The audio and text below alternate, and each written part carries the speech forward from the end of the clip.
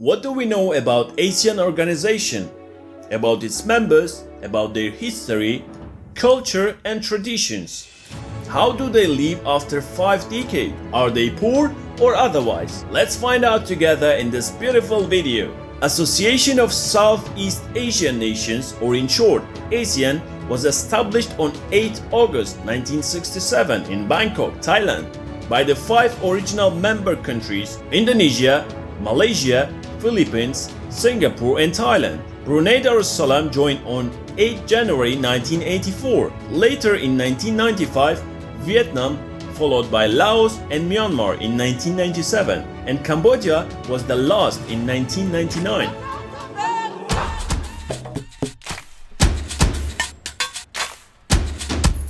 First, we will start obviously with the mother of ASEAN, Thailand. Thailand, officially the Kingdom of Thailand and formerly known as Siam, is a country in Southeast Asia. Located at the center of the Indo-Chinese Peninsula, Thailand is second largest economy in Southeast Asia, with a nominal gross domestic product of around USD 500 billion. With a free market economy, the kingdom has a strong domestic market and a growing middle class, with the private sector being the main engine of growth. Its unique culture mixes strong Indian influences, Chinese traditions and elements that are absolutely Thai. With its diverse geography, friendly people and stunning scenery, the land of smiles is a must-see destination of Southeast Asia. Thailand is the only Southeast Asian country never to have been colonized by a European power. It is known for its beautiful nature, delicious mangoes and strict rules about conversation on its monarchy, and ranks first in gender reassignment surgery. Now let's talk about the richest in economy in the region. The Dutch began to colonize Indonesia in the early 17th century. The islands were occupied by Japan from 1942 to 1945. Indonesia declared its independence after Japan's surrender, but it required 4 years before the Netherlands agreed to relinquish its colony. In 1965 to 1966, Indonesia has survived a mass killing in which over 500,000 people were killed. Since President Joko Widodo came to power in 2014, Indonesia's GDP has grown on average 5% per year. And in today's date, Indonesia has surpassed Australia in terms of economy. Indonesia is the largest archipelago in the world. Around 88% of country population confess Islam, making Indonesia the country with the largest Muslim population in the world. Officially, there are over 17,500 islands that comprise Indonesia, but only 6,000 of those islands are inhabited. One of the Indonesian popular destination is their island Bali. It's famous for its volcanic mountains, iconic beaches and coral reefs. Malaysia is a country with a fast-growing economy. Located on a trade route in the South China Sea, the Southeast Asian country has an open, diversified, upper-middle income economy. When the nation first gained independence in 1957, the economy was completely dependent on commodities like rubber, tin, and the palm oil. Since the 1970s, the country has been able to transform its economy to become a dynamic, vibrant and industrialized nation that has resulted in the industrial and services sectors contributing to almost 90% of the gross domestic product. Malaysia is a multicultural society. The main ethnic groups are the native Malays, as well as large population of Chinese and Indians. We all know Malaysia because of their well-known Petronas Tower, which was the tallest in the world for 9 years till 2004. But Malaysia is also popular among the international students. Malaysia was rated the world's 12th most preferred study destination by international students in 2014, according to UNESCO.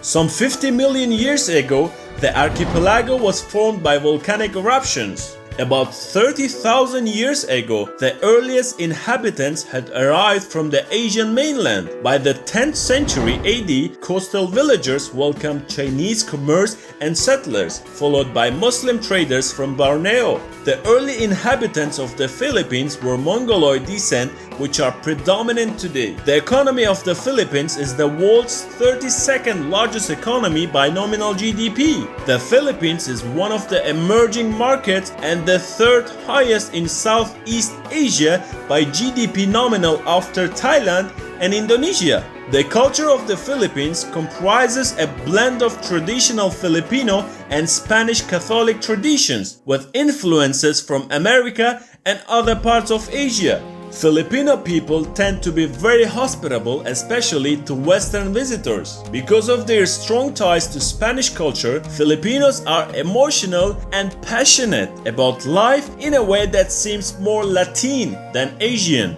The family is the basic and most important aspect of Filipino culture.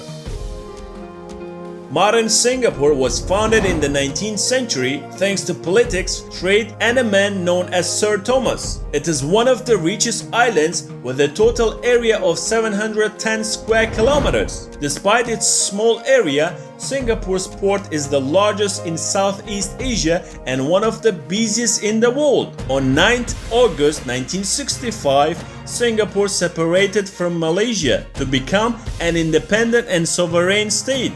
Today, Singapore has one of the safest and secure environment, which is rare to any other country in Asia. It is one of the richest countries in the world with a developed, successful market economy, which is characterized by a favorable business environment, the absence of corruption, and the loyal tax policy. Life in Singapore especially attracts Scandinavian people. Now, before you rush to relocate to Singapore, keep in mind that singing in public areas, spitting, connecting to others' Wi-Fi, forgetting to flush the toilet, annoying someone with musical instruments are forbidden and can cause you paying penalties. Brunei is a pint-sized and fabulously wealthy oil-rich sultanate with a population of just under 500,000 if illegal immigrants from countries such as Indonesia, India, China, and the Philippines are included. It is a member of the Commonwealth and has a good education. The population is devoutly Muslim. The backbone of Brunei's economy is oil and gas. The Sultan of Brunei is famously one of the richest people in the world with an estimated personal wealth of around $40 billion. Per capita GDP is far above most other developing countries. The government helps for all medical services, housing, education, and subsidizes daily needs like rice. Brunei is officially an Islamic state with hundreds of large beautiful mosques across the country. Sale of alcohol is banned. Bringing in meat other than seafood which has not been certified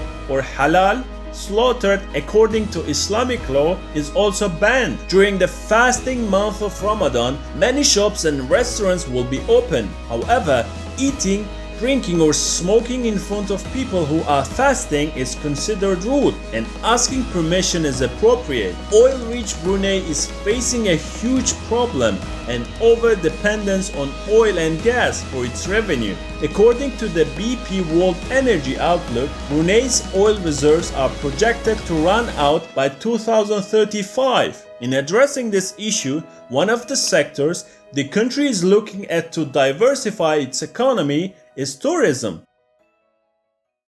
Vietnam's history is one of war, colonization, and rebellion. Occupied by China no fewer than 4 times, the Vietnamese managed to fight off the invaders just as often. At various points during this 1,000 years of imperial dynasties, Vietnam was ravaged and divided by civil wars and at various times attacked by the Songs, Mongols, Yuans, Chams, Minks, Dutch, Kings, French, Japanese, and the Americans. The victories mostly belonged to the Vietnamese, but even during the periods in history which Vietnam was independent, it was mostly a tributary state to China until the French colonization. In today's date, Vietnam is known for being a popular tourist destination because of its beautiful beaches, its culture, amazing food, and friendly people. It is also popular with their Vietnamese coffee, floating markets, rice terraces, and motorbikes. 86% of households have one. After the fall of the Soviet Union in the 1990s, Laos began opening up to the world, but despite economic reforms, the country remains poor and heavily dependent on foreign aid. Most Laotians live in rural areas, with around 80% working in agriculture, mostly growing rice. The state has made no secret of its huge hydropower ambitions and its desire to become the battery of Southeast Asia. The government anticipates that by 2025, hydropower will become the country's biggest source of revenue. But neighbors Vietnam, Thailand, and Cambodia have raised concerns about the environmental impact of its dam building projects along the Mekong River. Laos is one of the prettiest countries in Southeast Asia, but also one of the least visited. The country is small and landlocked, so it has no coastline, but it is known for its spectacular limestone mountains, which offer you an amazing opportunity to go trekking and explore eerie karst formations and caves.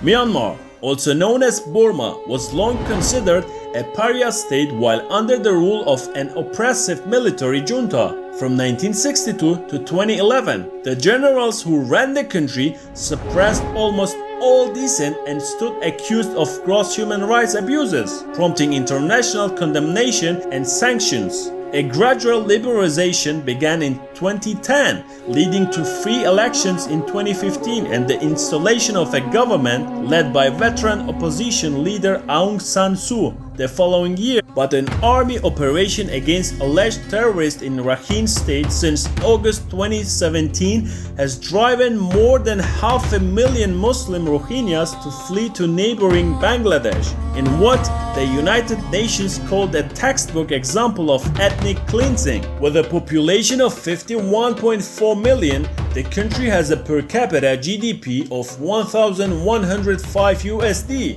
and the poverty rate is 37.5%, one of the highest in the region among Asian countries. Myanmar has the lowest life expectancy and the second highest rate of infant and child mortality. Myanmar is a must-visit destination for travelers who like beaches and Buddha. This beautiful country is dotted with thousands of Buddhist temples.